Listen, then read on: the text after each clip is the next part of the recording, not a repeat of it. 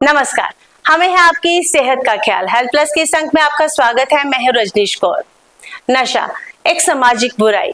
नशा एक ऐसी समस्या है जो इंसान के अनमोल जीवन को समय से पहले मौत का शिकार बना देती है। नशा एक ऐसी समस्या जो न सिर्फ शारीरिक और मानसिक तौर पर हमें क्षति पहुंचाता है, बल्कि पारिवारिक तौर पर भी कई दरारें डाल देता है। जहां कुछ सामाजिक संस्थाएं नशा मुक्ति के लिए आगे आई हैं, वहीं सरकार की तरफ से नशा मुक्ति के लिए कुछ कार्यक्रमों और नशा मुक्ति केंद्रों का आयोजन किया गया है। इसी विषय पर बात करने के लिए आज हमारे साथ हैं doctor Charu Bali, medical officer, OST centre, psychiatric disease hospital, Jammu. Doctor साहब, आपका बहुत बहुत स्वागत है। थैंक यू मैम, नशे का एक्चुअल कारण क्या है, और हम अगर आम तौर पर देखें तो हम किन लक्षणों से इसके कारणों का पहचान कर सकते हैं, किन लक्षणों से हम ये पहचान सकते हैं कि ये बच्चा अब नशे की तरफ जा रहा है? नमस्कार, I am doctor Charu Bali, medical officer, OST centre. और आज हम बात करेंगे नशे के ऊपर और इससे क्या क्या हमारी सोसाइटी में उसके क्या क्या दुष्प्रभाव होते हैं। तो पहले तो आपने पूछा कि जैसे कि ड्रग डिपेंडेंस या जिसको हम कॉमनली लैंग्वेज में ड्रग एडिक्शन कहते हैं, इसके क्या कारण रहते हैं। तो WHO ने इससे रिकग्नाइज किया है कि ये क्रोनिक रिलैप्सिबल कंडीशन है, तो इसको एक डिजीज माना गया है। आमतौर पर लोग इसको एक मॉरल स्टिग्मा के साथ जोड़ते हैं, बट WHO ने इसको एक डिजीज माना गया है। और इसके कारण क्या रहते हैं? इसके कारण रहते हैं एक तो जेनेटिक, जिसमें उसके जीन्स में ही या DNA लेवल पे डिफेक्ट रहता है, और दूसरा रहता है एनवायरनमेंट। आप उसको उसकी परवरिश कैसी रहती है, और एनवायरनमेंट में बहुत सारे फैक्टर्स आ जाते हैं कि जैसे जब उसका बर्थ हुआ था तो किस कंडीशंस में बर्थ हुआ था, उसकी स्कूलिंग कैसी रही, उसका फ्रेंड सर्कल कैसा रहा। क्योंकि मेरा एक्सपीरियंस यहाँ पे ओएसटी सेंटर में 12 इयर्स का है, तो मैंने देखा है कि मोस्टली ये फ्रेंड सर्कल के चक्कर में ही स्टार्ट होता है। तो नशा स्टार्ट कैसे होता है कि मोस्टली एक सपोज एक ग्रुप होता है जो नशा कर रहा होता है, तो वो क्या करता है कि अपने साथ लोगों को जोड़ने के लिए उसको मुफ्त नशा देना शुरू कर देता है। पहले वो नशा शौकिया तौर पे, क्यूरियोसिटी या नॉवेल्टी सीकिंग के तौर पे स्टार्ट करता है, फिर वो उसका आदी हो जाता है।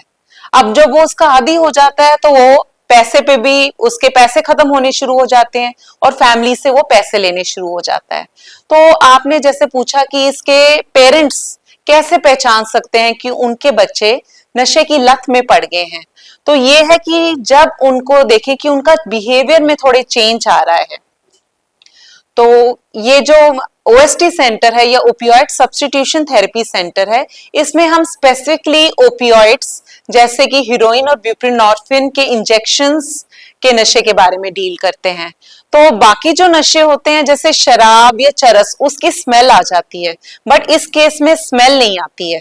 तो पेरेंट्स कैसे देख सकते हैं कि जब उनका बच्चा में बिहेवियर में चेंज आ जाए, जब वो पैसे की डिमांड करना शुरू कर दे, जब उसकी पढ़ाई के ग्रेड्स फॉल करने शुरू हो जाएं, जब वो he is missing from the dining table. पहले वो सोशल इंटरेक्शंस करता था अपने पेरेंट्स के साथ, तो अब वो इंटरेक्शन उसकी कम हो गई है।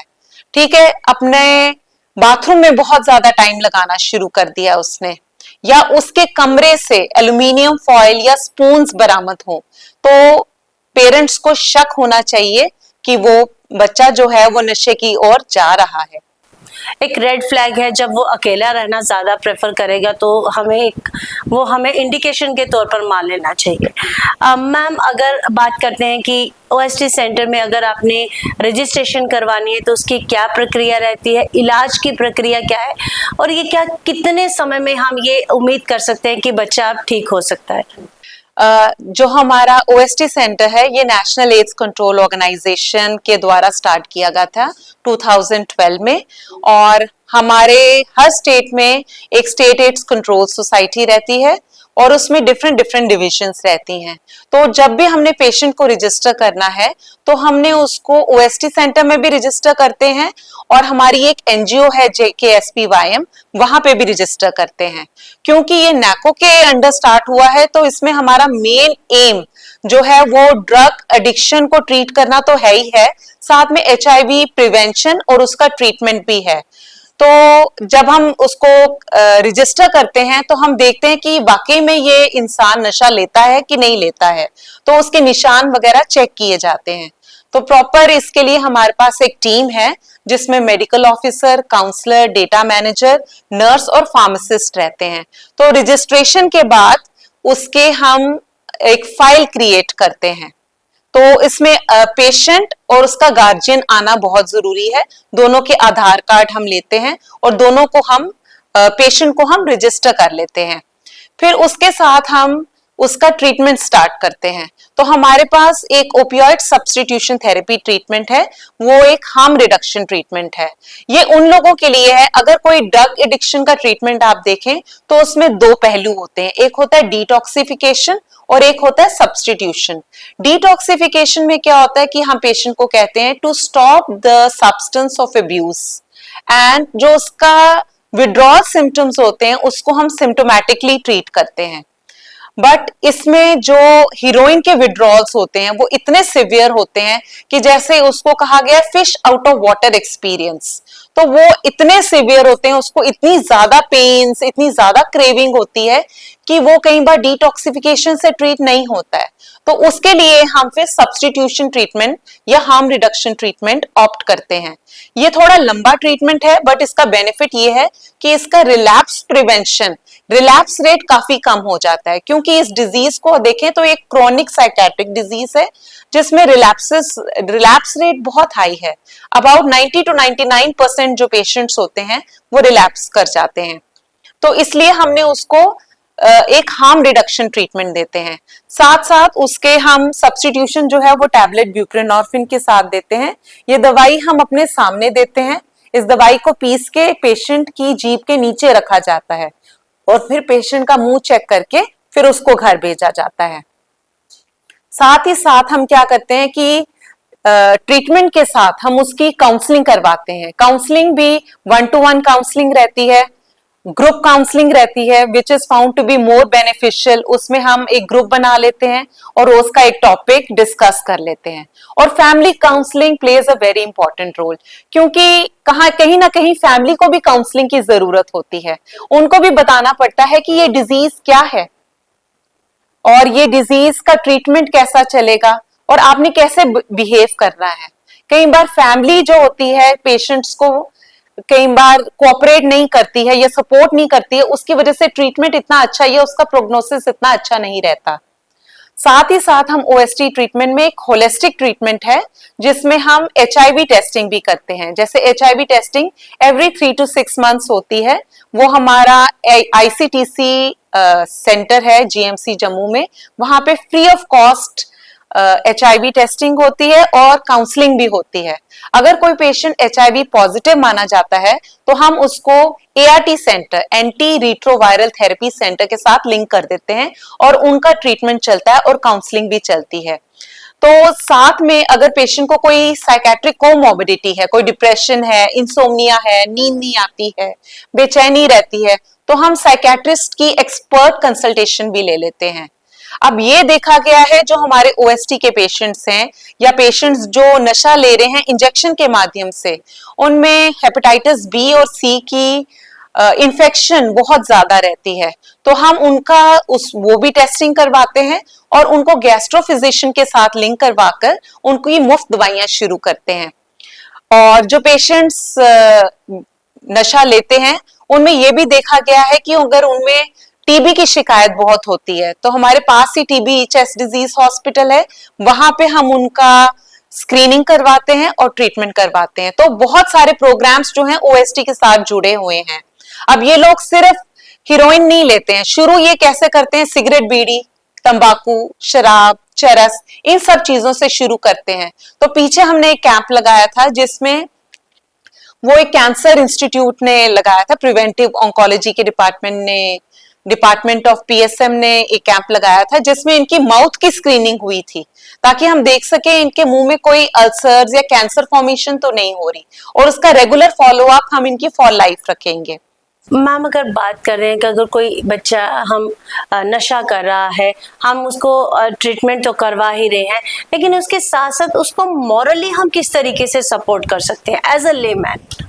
एज अ लेमैन क्या करना है कि पहले तो ये हमने एजुकेट करना अपने आप को कि ये एक कोई मॉरल प्रॉब्लम नहीं है, ये एक सच में एक बीमारी है। WHO has recognised it as a disease.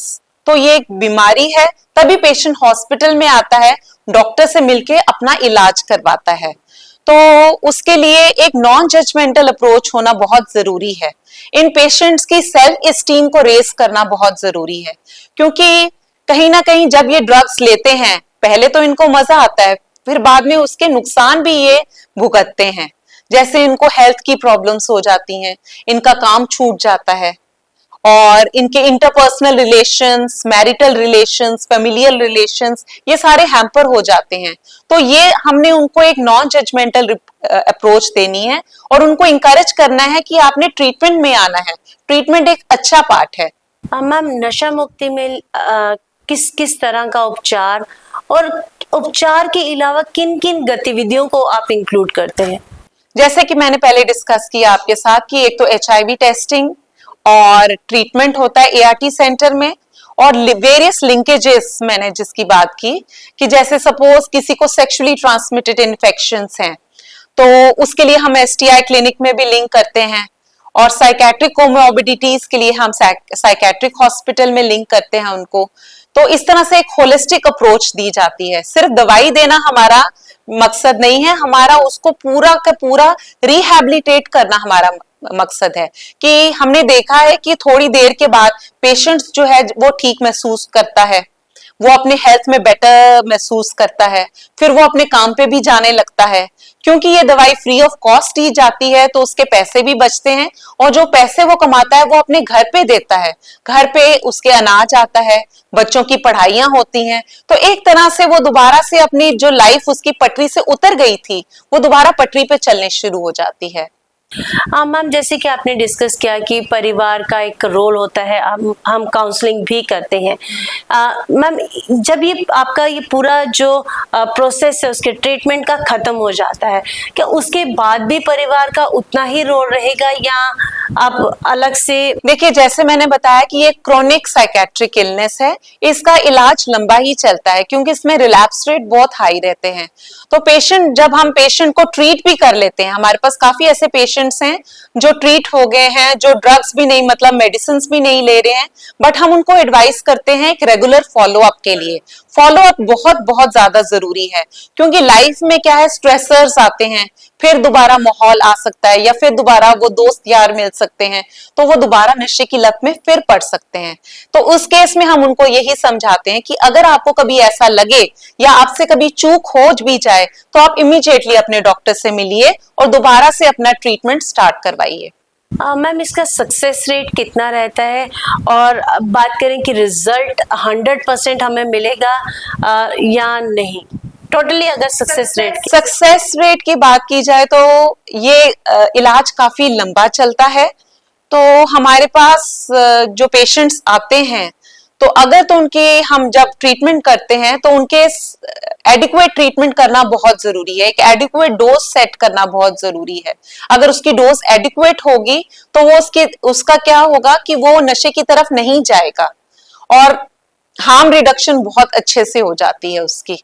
तो हम देखते हैं कि हम पहले 3 महीने तो पेशेंट को रोज बुलाते हैं, फिर उसको कुछ दिनों की दवाई हम साथ में भी दे देते हैं।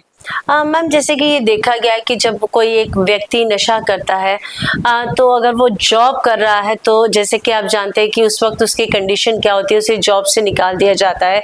या उसके लिए हमने कोई ऐसी स्कीम या ऐसा कुछ रखा है कि बच्चा अगर वहां से निकलता है, क्योंकि ये हमारी सोसाइटी के मिथ हैं कि ये नशा नहीं छूट सकता है। देखिए, एक स्टिग्मा एक अटैच्ड है इसके साथ। तो हमारा जो मेन, कई बार हमारे जो हम डेज ऑब्जर्व करते हैं, उसमें हमारा मेन मोटो या मेन स्लोगन यही होता है कि स्टॉप स्टिग्मा, ये एक बीमारी है, इसको आप स्टिग्मेटाइज मत कीजिए। अब पहले आप देखते थे जैसे लेप्रेसी या कुष्ठ रोग होता था, लोग उसको भी स्टिग्मेटाइज करते थे, ऐसे लोग को लोग हाथ भी नहीं लगाते थे। तो अब थोड़ा सा टाइम के साथ लोग एजुकेट हुए हैं। एचआईवी के लिए भी बहुत ज्यादा स्टिग्मा या मिथ है कि ऐसे पेशेंट के साथ हाथ नहीं मिलाना या ऐसे पेशेंट के साथ रहना नहीं है। तो वो मिथ हमें जो है वो थ्रू एजुकेशन, अवेयरनेस, वो सब करने हैं। तो हम लोग इसके बारे में, जो सरकार है वो नशा मुक्त अभियान चला रही है, और जिसमें क्या है कि हर डिस्ट्रिक्ट में जो है डी एडिक्शन सेंटर्स और एडिक्शन ट्रीटमेंट फैसिलिटीज स्टार्ट हुई हैं। तो हम जो वहाँ के डॉक्टर्स आते हैं उनको भी ट्रेन करते हैं, और उनको हम यही है कि इसको आपने किस तरह से ट्रीटमेंट करना है। ट्रीटमेंट का जो मेन साथ में एक होता है, एक प्रोफेशनल अप्रोच होना बहुत जरूरी है, एक नॉन जजमेंटल अप्रोच होना बहुत जरूरी है। हम पेशेंट को उसके लिए उसको स्टिग्मेटाइज नहीं कर सकते, और एम्पथाइज करना बहुत जरूरी है कि ये बीमारी किसी को भी हो सकती है। जी मैम, ओएसटी सेंटर के अगर बात करें तो फ्यूचर प्लान्स, कुछ ऐसे प्लान्स जो आगे आने वाले समय में और इस सेंटर को आगे तक लेके जा सकते हैं। हमारा ओएसटी सेंटर का फ्यूचर यही है कि हम इसको कहते हैं कि ज्यादा से ज्यादा लोग इसके साथ जुड़े। जो लोग नशे की लत में फंस गए हैं वो आगे आकर नशा का ट्रीटमेंट लें। बहुत सारी फीमेल्स भी हैं जो नशे की लत में फंसी हुई हैं, लेकिन क्या है कि वो कहीं ना कहीं स्टिग्मेटाइज करती हैं, शर्म करती हैं और आगे आके ट्रीटमेंट नहीं लेते हैं। तो वो अगर ट्रीटमेंट लेना भी होगा तो जम्मू से बाहर जाने की करते हैं। तो वो है कि जम्मू से बाहर जाने की जरूरत नहीं है। हमारे यहाँ पर एक्सपर्ट ट्रीटमेंट अवेलेबल है साइकेट्रिक डिजीज हॉस्पिटल में, ओएसटी सेंटर में और एडिक्शन ट्रीटमेंट फैसिलिटी में। तो वो आके अपना ट्रीटमेंट करवाएं, क्योंकि ये जब लोग नशा करते हैं तो ये ग्रुप एक्टिविटी रहती है। ये लोग, कई लोग अकेले नशा करते हैं, कई लोग ग्रुप में करते हैं। तो जब ये ग्रुप फीमेल्स वगैरह ग्रुप में करती हैं तो ये सामने नहीं आ रही हैं, इनको भी सामने आकर ट्रीटमेंट लेना बहुत जरूरी है। मैम, नशे के बारे में अगर लोगों को अवेयर करना हो तो हम किस तरीके से, किसकी हेल्प या कोई ऐसी संस्था जिसकी हम हेल्प लेकर ये मासेस तक मैसेज पहुंचा सकें कि इसकी ट्रीटमेंट है या इसके उपचार के लिए हम ये चीज़ें कर रहे हैं? कोई ऐसे प्रोग्राम्स हमारे सरकार की तरफ से या कुछ सामाजिक संस्थाओं की तरफ से चल ऐसे प्रोग्राम्स चल रहे हैं, जैसे मैंने बताया नशा मुक्त अभियान के तहत ये चल रहा है। और इसमें क्या था कि हमने, जैसे हम ट्रेनिंग्स ले रहे हैं या अवेयरनेस कैंप्स कर रहे हैं। तो ट्रेनिंग्स में क्या है कि जैसे हम डॉक्टर्स की ट्रेनिंग कर रहे हैं, और पीछे हमने ट्रेनिंग की थी टीचर्स और एजुकेशनल इंस्टीट्यूशन के जो लोग थे उनकी ट्रेनिंग्स की थी, ताकि वो अपने स्कूल्स या एजुकेशनल इंस्टीट्यूशंस में जाकर वो अपना बच्चों के साथ ये बातों को डिस्कस करें, उनको अवेयर करें। अगर किसी को प्रॉब्लम है तो वो आगे आए और अपना ट्रीटमेंट ले, क्योंकि टीन एज में ही ये बिल्कुल बिल्कुल। ये जो टीन एज की है, जैसे बच्चा टीन एज में आता है, एडोलेसेंस में आता है, तो वो एक आइडेंटिटी क्राइसिस में होता है। पीयर प्रेशर बहुत ज्यादा होता है, क्योंकि वो फ्रेंड सर्कल होते हैं, वो उसको कह ले मैंने लिया, मुझे कुछ नहीं हुआ, तू भी ले ले। तो वो एक नॉवेल्टी सीकिंग के लिए, क्यूरियोसिटी के लिए वो नशा ले लेता है। और ये इतना एडिक्टिव नशा है हीरोइन का कि एक बार लेने से ही उसको बहुत ज्यादा क्रेविंग होनी शुरू हो जाती है, तो वो उसका बार बार लेने का मन करता है। मैम, जैसे कि आप जानते हैं हम इस जिस सोसाइटी में रह रहे हैं तो वहाँ पे हेजिटेशन है, लोग आना नहीं चाहते हैं ऐसे केंद्रों में। मैं लास्ट में आपसे एक अपील करती हूँ कि आप प्लीज़ हमारे दर्शकों को पूरी ये डिटेल में एक जानकारी दे दीजिए कि अगर इन केस ऐसा कोई बच्चा है जो नशे से ग्रसित है तो आप यहाँ पर आकर किस तरीके से उपचार और क्या क्या गाइडलाइंस या कोई ऐसे जो ट्रीटमेंट प्रोसीजर्स जो हैं आप फॉलो कर रहे हैं वो हमारे दर्शकों को बताएं। मैं यही कहना चाहूंगी कि नशा आज के समाज की बहुत बड़ी मुश्किल है, और पहले जम्मू में इतना नशा नहीं था, अब ये पंजाब से भी ऊपर हो गया है, ठीक है। और यहाँ पे जो पेशेंट या फैमिलीज देख रही हैं कि उनके बच्चे नशे में हैं, तो उनके लिए ये है कि इसका इलाज भी है। साइकेट्रिक डिजीज हॉस्पिटल में आइए, वहां पे ओएसटी सेंटर है, एडिक्शन ट्रीटमेंट फैसिलिटीज हैं और एडमिशन की फैसिलिटी भी हैं। तो आपने जब भी आना है तो अपना आधार कार्ड लेके आना है और साथ में गार्जियन लेके आना है। वो आधार कार्ड अपना लेके आए और अपना ट्रीटमेंट में एनरोल करें। ये बहुत ट्रीटमेंट से पेशेंट को बहुत ही फायदा महसूस होगा और वो अपनी नॉर्मल लाइफ में दोबारा रिहैबिलिटेट होगा। मैम, आप हमारे स्टूडियो में आए, हमें बहुत इंपॉर्टेंट जानकारी दी। एक नए अंक के साथ आपके साथ पुनः मुलाकात होगी। तब तक के लिए नमस्कार, जय हिंद।